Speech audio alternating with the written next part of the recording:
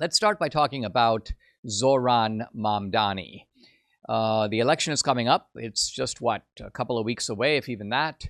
And it looks like this guy is going to become the mayor of New York. Now, the reason for this is not because Mamdani has an outright majority. He doesn't. He's got about 40-some%.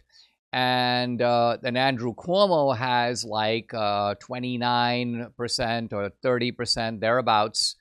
But then there is a third candidate, the Curtis Sliwa, who has something like 20 or 19 or 20%. So here's what I'm getting at. In theory, if Curtis Sliwa were to drop out of the race and Curtis Sliwa's votes went to Andrew Cuomo, Cuomo could win. And this would be a way to stop Mamdani. But the issue to me is actually fairly complicated. Normally in politics, it's not so complicated. Politics generally functions by the doctrine of the lesser evil. And the idea here is that very often in politics, you're choosing between two candidates, and neither of them are that good. But one is worse than the other. So you take, even if you have to, the bad guy to get rid of the worst guy. Or you take the pretty good guy over the pretty bad guy. Or you take the really good guy over the somewhat good guy. So you're making a choice of how to make the best option in a given practical situation. Now, it may seem that in this case, Mamdani is worse, and therefore it makes sense for Curtis Sliwa to drop out. Here's the problem with that. And that is, number one, Andrew Cuomo has made no overtures to the right. This guy is himself absolutely horrible. This is a guy who might do a few things to protect, for example, entrepreneurship in New York, tax rates in New York, wealth distribution in New York. In this respect, economically, he probably would be better than Mamdani, better in the sense that he is no good. He's a left-wing Democrat. So we're choosing here between a left-wing Democrat, very bad, and a socialist, economically, of course, worse. But this mode of reasoning misses a key point. And this key point, by the way, was pointed out by Curtis Sliwa himself in a very interesting interview where basically Curtis Sliwa said, look, you want me to drop out. Everyone's telling me drop out so that Cuomo can beat Mamdani. He goes, first of all, if I drop out, who's to say that all my votes, which are by and large Republican votes, right-of-center votes, Orthodox Jewish votes, who says that those people are going to vote for Cuomo? They hate Cuomo. Cuomo was the one who locked him up and got him fired and killed their family members in nursing homes. This guy was absolutely disastrous. Has he ever done a mea culpa? Has he ever taken it back? Has he ever said he's sorry? None of it. So you're trying to get people to now line up behind that guy on the sole pretext that if not, we get Mamdani. And then he goes on to make a second point, which I think is even more important, and that's this. He goes, listen, Mamdani then becomes the millstone around the necks of the Democratic Party. The point being that Mamdani will ruin New York, quite likely. Now, he can't do it all by himself. Even as the mayor, one person cannot pull down the entire city. He's not Samson in that regard. But he will do a lot of damage, it's fair to say. It's going to be perilous to be a hedge fund manager in New York. Jobs are probably going to start fleeing. People will move to Florida. Wealth is going to pull out of New York. Probably the problem of crime is going to get even worse. The Islamic penetration or infiltration of New York is going to continue. New York's going to become more like London.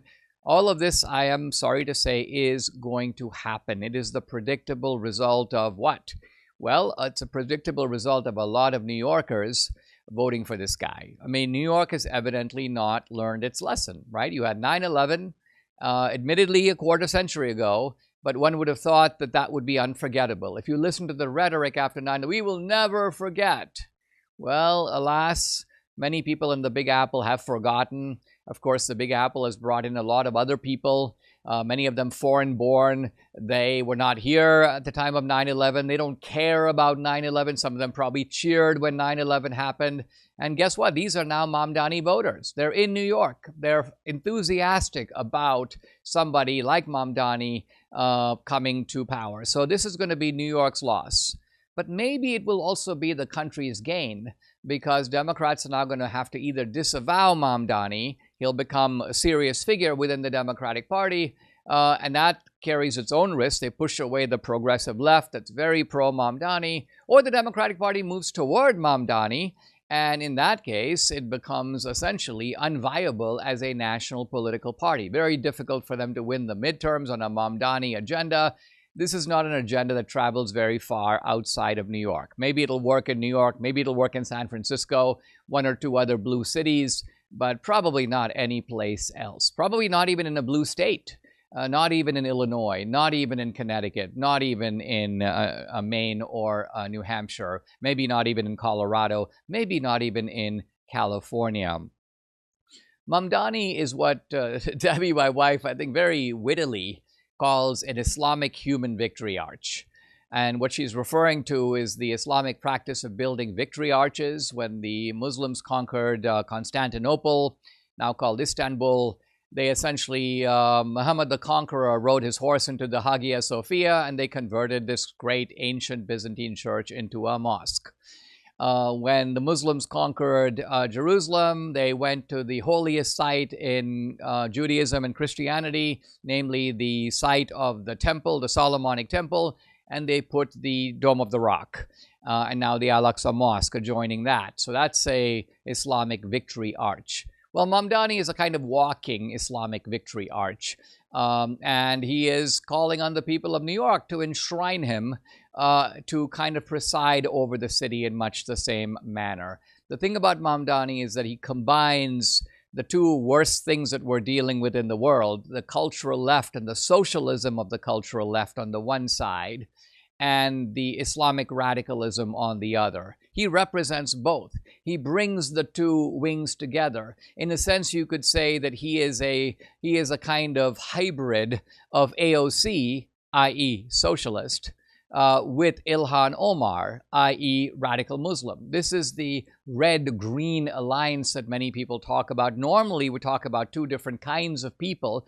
who are coming together, but Mamdani himself represents both. I think he's just as comfortable in the quarters of Democratic Socialists USA. This is a guy who could be at a communist hangout, fit right in, speak their language, be accepted by them as one of them, and then he could go with a bunch of radical imams and sit down with them, and they would welcome him, and they would all eat halal together.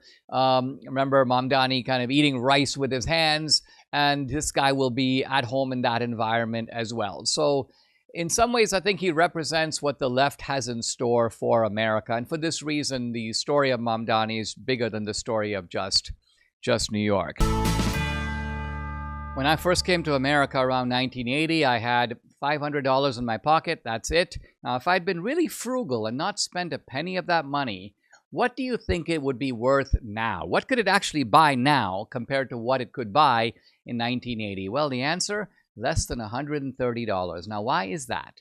Because the U.S. government, through the Fed, is constantly printing money and devaluing your money. When the government prints money, there's more money chasing the same amount of goods and services. So guess what? Money goes down in value. Money buys less. The Fed has been at it since 1913. That's why a dollar today can buy just what a few cents could buy in 1913. And the government continues to print oceans of money. It really never stops. Now, an ounce of gold reached a high of $850 in 1980. It's worth now around $3,900 an ounce. So historically over time, we see gold has gone up and up in value. Dollars have gone down and down. And what about in the last 12 months? Gold is up over 40%. I believe now is the time to find out how you can diversify your savings with gold and silver. And this is why I've partnered with Goldco. They offer the best customer service for precious metals ownership. They are also the only gold dealer that offers a first-time gold buyer rebate of up to 10% in bonus silver on qualified purchases. There's no better offer out there, so take advantage. To learn more about how to safeguard your savings from the dollar's decline, go to dineshgold.com. Very simple, easy to remember, dineshgold.com.